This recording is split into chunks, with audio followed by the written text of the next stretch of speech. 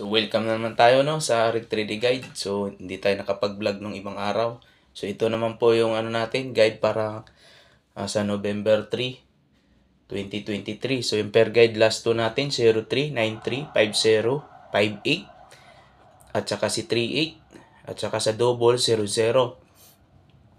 Yung double natin 300, 800, 500, tapos si Escalera 098 at saka si 534. Tapos dito naman tayo sa hot combi natin, si 930, 039. So pwede rin yan yung plastada sa no? Sa magta-target. Pero kung gusto nyo, rumble na lang, no?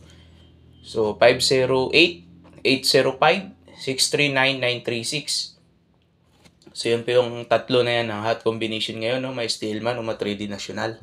So yun po, maraming salamat ulit sa walang sawang suporta.